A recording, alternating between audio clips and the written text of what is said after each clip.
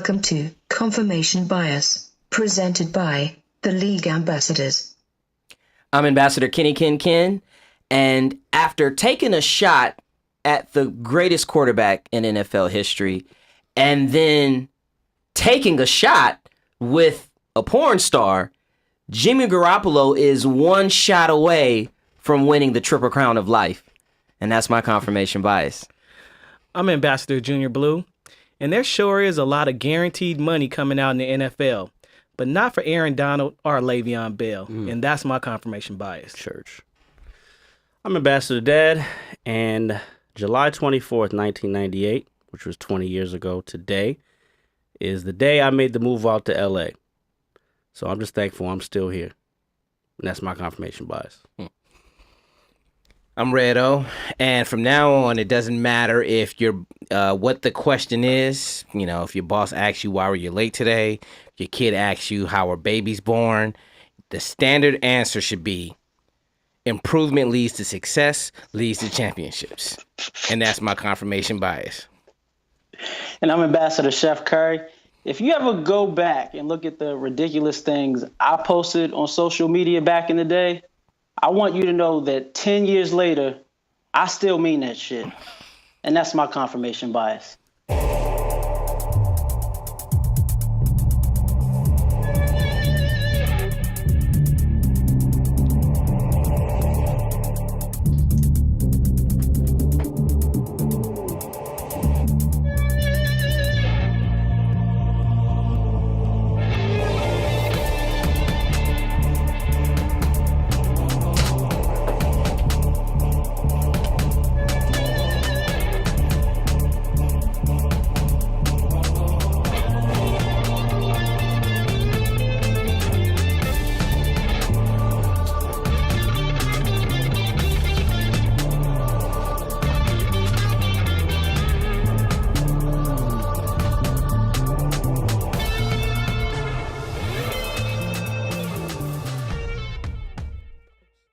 Welcome to Confirmation Bias. This is episode 65 of our vodcast. Shout out to Mike for hitting the post. That was right on time.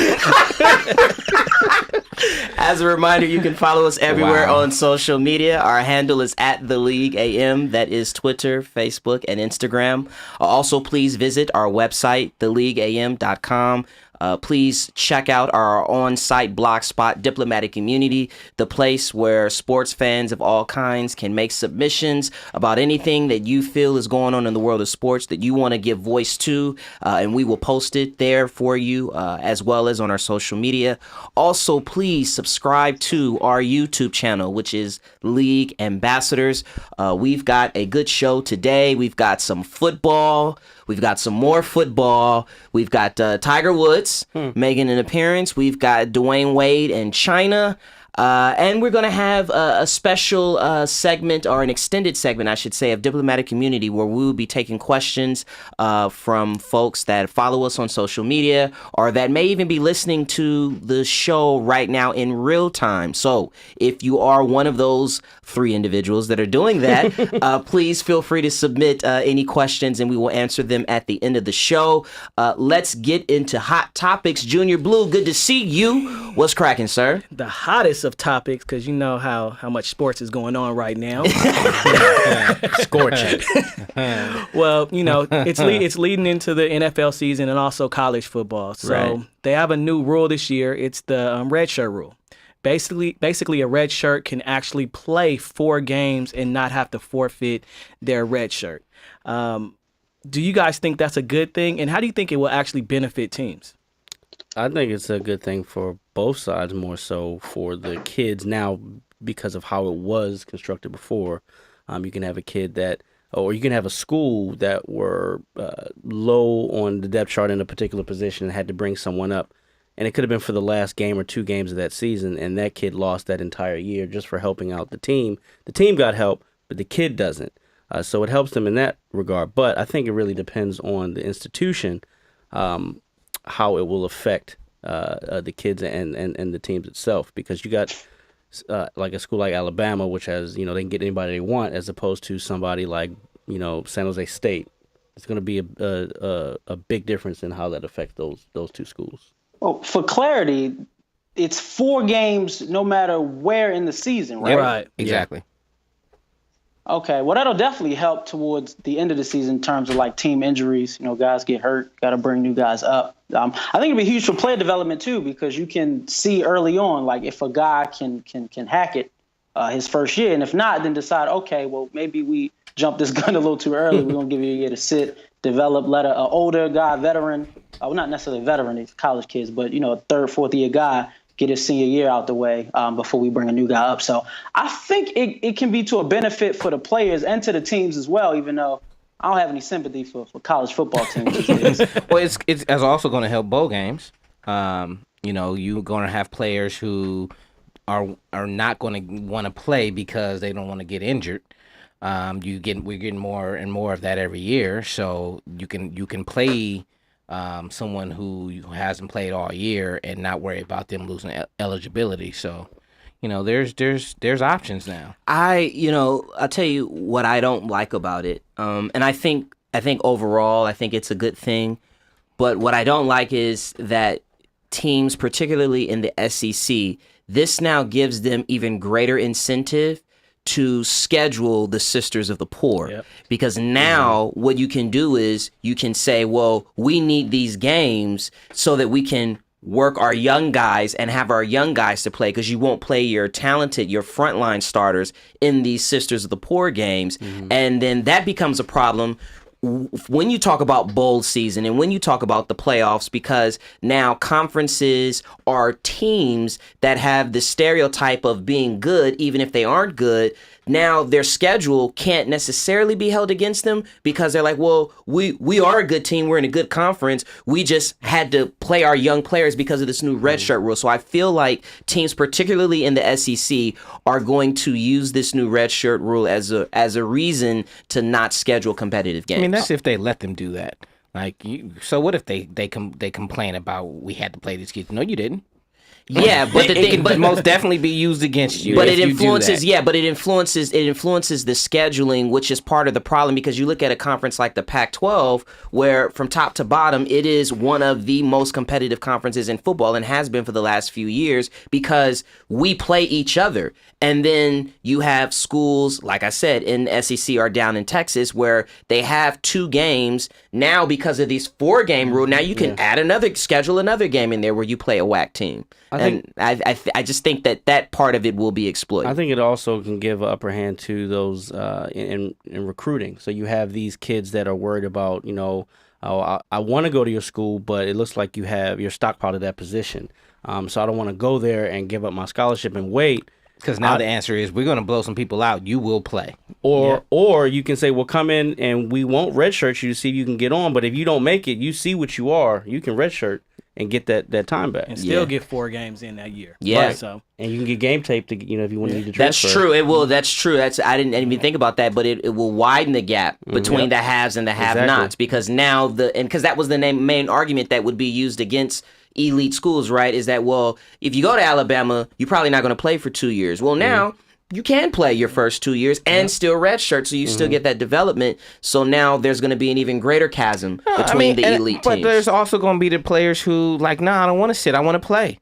Like it's not going to just be as easy as now we can play these kids. They're going to be able to see, though, that they can't. No, I don't mean that. Meaning the guys who should be playing. You know what I mean? Like then they'll play, though. There's always going to be a give and take with something. Is all I'm saying. Like there's somebody's not going to be happy. There's more flexibility because they can. That is true. I agree with that. You know what? I don't want to waste this year. I'm practice with the team, get my bars up, and the next year I'm gonna be a starter for real. The only ones I think that would probably, to your point, Omar, would be guys who clearly aren't trying to stay in school for a long time. Right. Well, speaking of the SEC. Last year's national championship game featured Georgia and Alabama. Mm-hmm.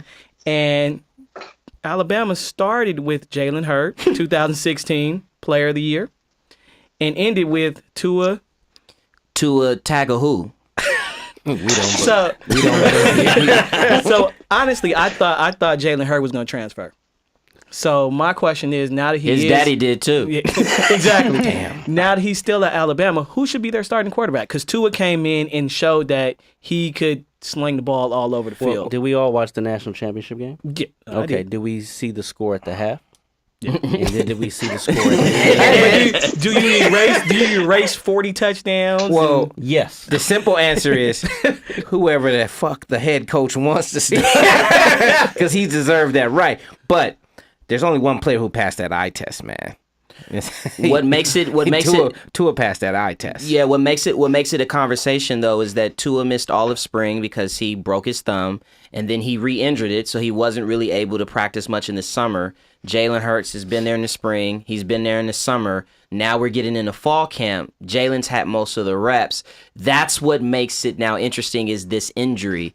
Pressure bust pipes. Jalen better not make a mistake. And, and both players are coming out and are saying the right thing in terms of, Tua said, if I didn't get a chance last year that I was going to transfer. Jalen Hurts' daddy was like, if he don't win the job, he will be the biggest free agent in sports. We shall see what happens, Kevin. Well, what I would do is I would take advantage of the rule we just mentioned. If I'm Nick Saban, it's Hurts' job to lose. So the first 3.5 games, he's my starter, right? And then if he doesn't pan out, we bring in the guy whose name we can't pronounce, the kid who performed in the championship game. And I think because Hurt is set to graduate in December, he can still transfer and can play immediately with 2 years left of eligibility. So you give him a chance to make his due here in Alabama. And if he doesn't, he still has a chance to go elsewhere and play. I think it's a win-win. But you have to everybody. convince Tua to sit for 4 games before saying, "Nah, I'm out of here." He might not have a chance. He might have to because of the injury, right? And to bring it full circle, Kevin, this is the delicious irony is that I bet you if you look at those first 4 games, Spicy. they're probably Real playing spicy. some shitty teams. So you really won't even be able to evaluate Jalen Hurts anyway because he'll be playing some whack ass teams. Hurts also has that Jeanette in him. He's got some Jeanette in him. We'll let that sit there. So moving on to another conference. And it's so funny. I really want to tell people about that. So Jim Harbaugh, is his time coming to an end? I mean, he has a record of 28-11 in Michigan in 3 years, 18-8 in the Big Ten. He's never finished higher than 3rd in the conference. How about he's 1-5 against the school from up north in Michigan State? He has 2 games to win. If he wins those 2 games, Will they let him go 0-5 against Ohio State? That means he loses this year. That's my point. He has to win those games. If he beats Michigan State and Ohio State, then he got a shot to stay. You also have to take a look at the fact that his best records were not with his recruits. Exactly. And now his recruits are playing. So and there's they no were more 85. excuses There's no now. excuses. Yeah. And like I said, improvement leads to success, which leads to championship. But here's the other part of that, though. I'm sorry, go ahead, Kev. Yeah, just say, I think we can all admit that, we don't like this version of Jim Harbaugh. We all saw the press conference he had where he was just real short and dry. I mean, I miss the days of him being in San Francisco and every press conference was some off-the-wall shit he would say, super unpredictable. He was on social media. And then, obviously, the pressure's on him because he's not the guy that he was. But when you have, 8 wins last season, they were 3rd in the conference the last few years. I think, 3rd was the highest they were.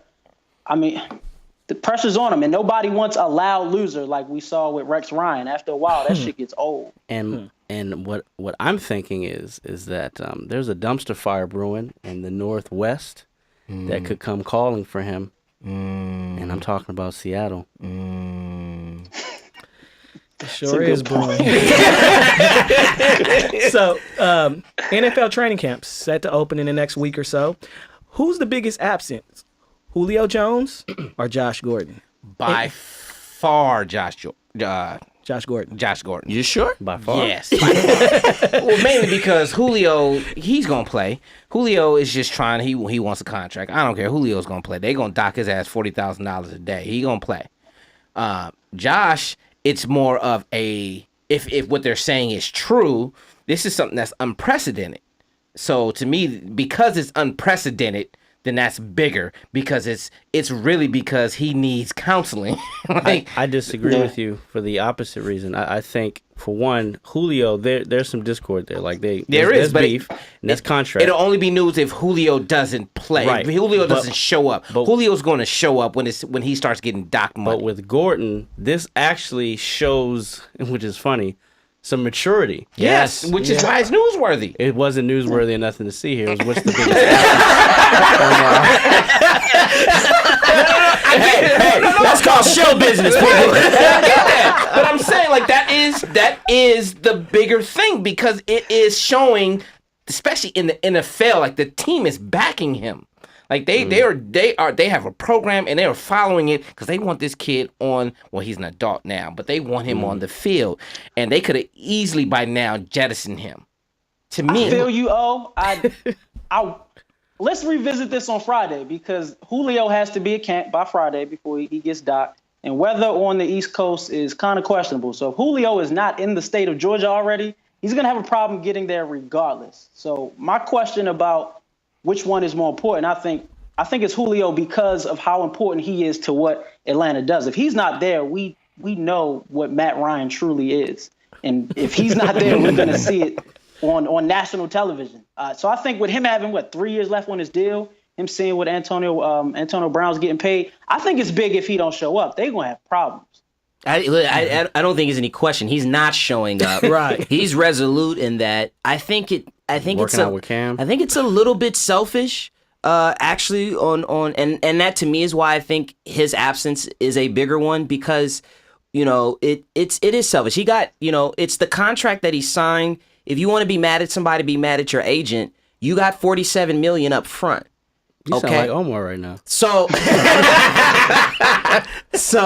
I think that for him to stage this holdout, especially when the team has said, "Listen, we know that you have outperformed your deal where it is now, so we are going to negotiate. It's just not going to happen this year." We have 3 years left. He's on the still deal? got 3 years left. Still the number 7 highest paid wide receiver in the league. Like He's about to turn 30, and this is his last big deal. Go get that bread. Well, but He had the 3 team touchdowns is last saying that you're going to get the bread. We're going to do it next year. We can't do it this year. We got other priorities. So again, considering that your agent negotiated a deal where you got a lot of upfront money, $47 million to be exact, because if you average out what he's actually scheduled to make and what he's made at this point, he's actually in line with what Antonio and what DeAndre Hopkins is getting. He's just mad because he wants more now because it's only $10 million now. I just think that's selfish, and that sets a bad precedent for a team that I think we can all agree underachieved last season. And coming into this new season where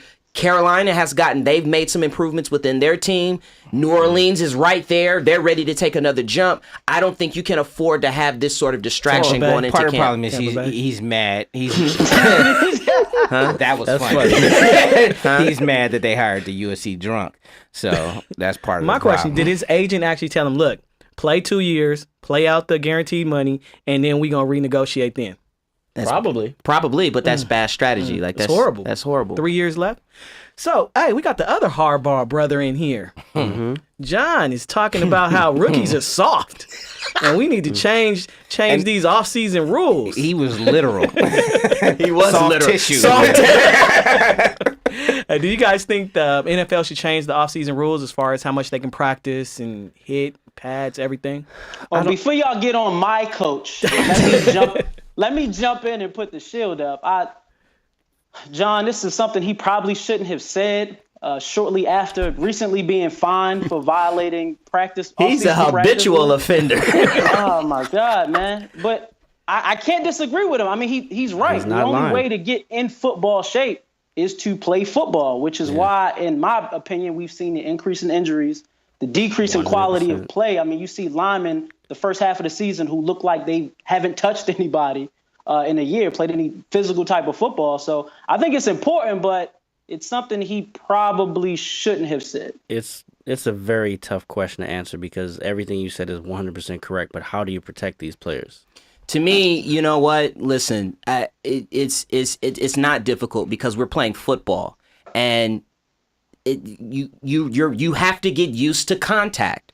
point blank period. When this new CBA was negotiated and they talked about reducing off-season practice time, John Madden and other veterans of the game said it's going to make the game softer. You're going to have a worse product for it. I think the compromise here is you put some rules around how many off-season padded practices they can have, but then you also give teams the ability. They got plenty. See, they got to stop being greedy.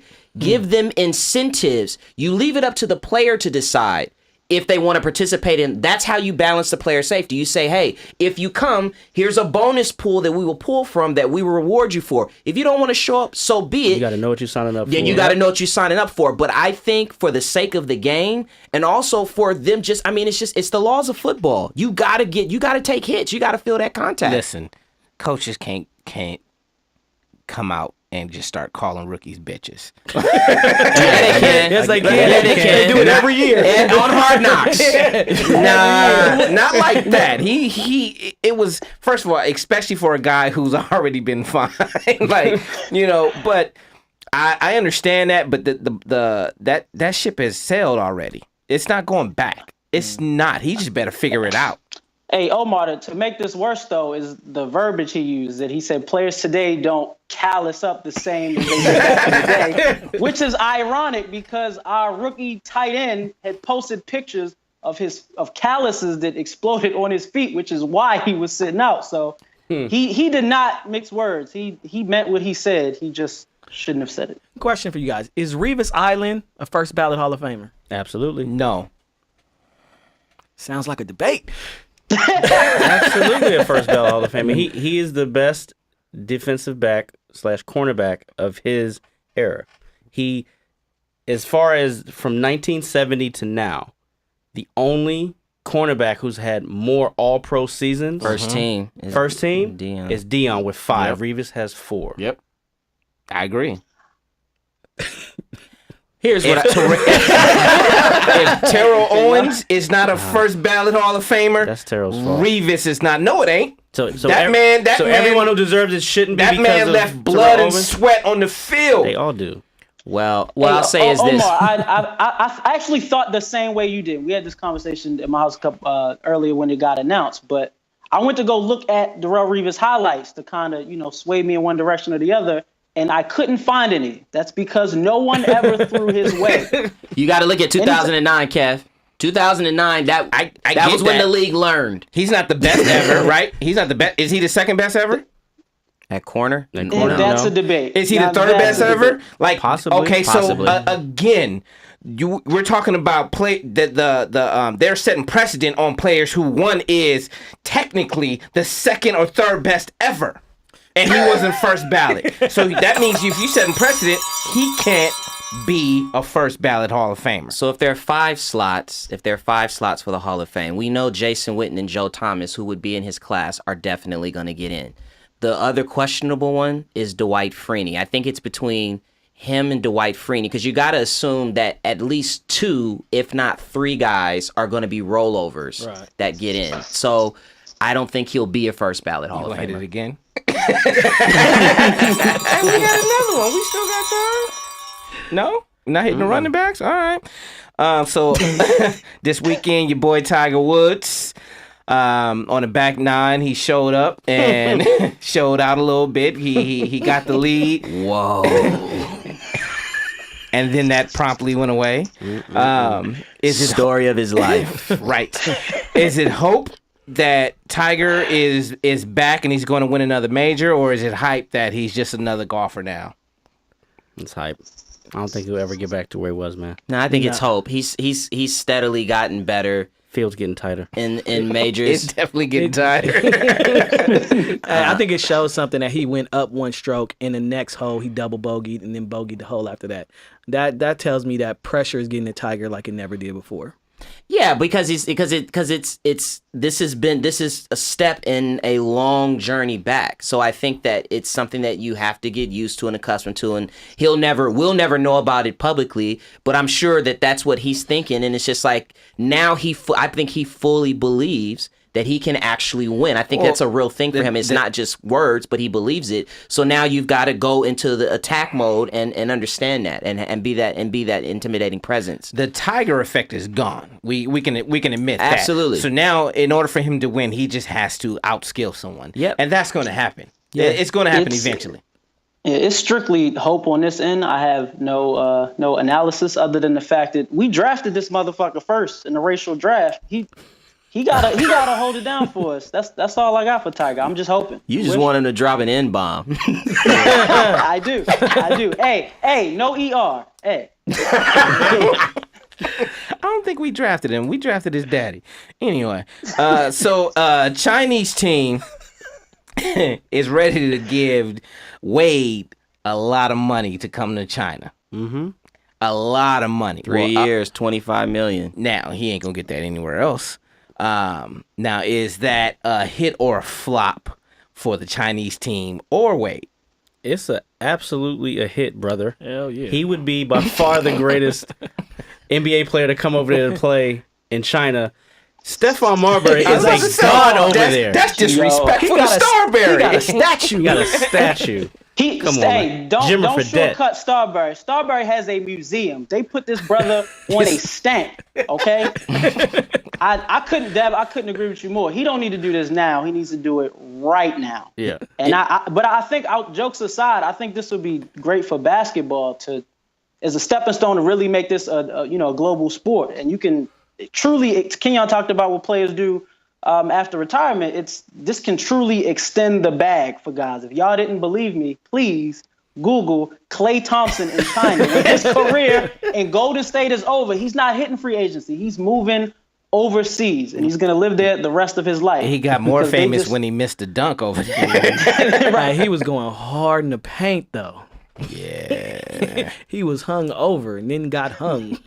Let's keep it moving. I think it's a flop. I think it's a flop unless they've got knee replacements because Dwayne Wade's knees are shot. So he's been on it. He's been on his. Right. He's been on his Stop last. His business up there. Stop a black man from getting money. He has literally been on his last legs forever. But do we see the parallel between what European soccer players are doing? Their careers washed over there. They come over here. They secure the bag. I don't see why Americans, specifically black athletes, don't think bigger and outside the box in terms of extending your brand in the other countries. It's different from to come here than it is to go to China.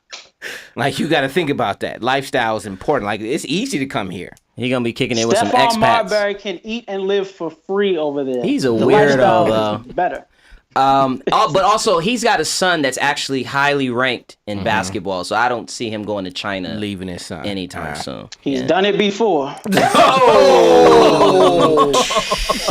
All right, moving on. Let's move on quickly because that was uncalled for.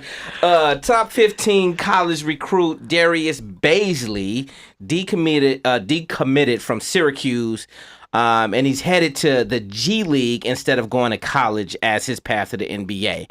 Is this newsworthy or nothing to see here? It's newsworthy. I think it completely can change the landscape of college basketball, for one. How much more will these boosters pay to get these guys to come instead of going to go get their own money in the G League? That's for starters. It's definitely newsworthy. I mean, just think about, even if they take the age rule out, you're still going to have players who aren't as good going to the G League. Can somebody let Kenyon speak? He's boiling over there. It's newsworthy because this is the first repost of a topic on confirmation bias that we've ever had. Because I'm pretty sure we discussed it. But we got an actual first player though. Right. No, we talked about we discussed it with Uncle Ralph, but it wasn't a wasn't a question. So I wanted Les to talk. Magnitude. I wanted Les to talk because I just glad. I wanted to hear what he was going to say that was going to be new. I'm just glad this shit ain't on me this time. But hey, Les, I agree. I think this is a solid choice. It's glad that both of y'all can go to hell, okay? Or y'all on the outside can go to hell. I truly think that this is it's players taking control, over that narrative instead of being pigeonholed into the NCAA system. We talked about it, earlier on, and even guys with D-Wade, like this is all related. I think it's important that that this guy succeeds because we've seen big men have great college careers and that their game not translate to the NBA. And I think playing in the G League, he's playing up against NBA talent. This will prepare him for the pros better than going to any college program. Like I said before, the first time we talked about it, I'm surprised more players aren't doing it, aren't following his lead. And I think they should because it's a better path. Great job, guys. We only got a little bit of time, Kev. All right.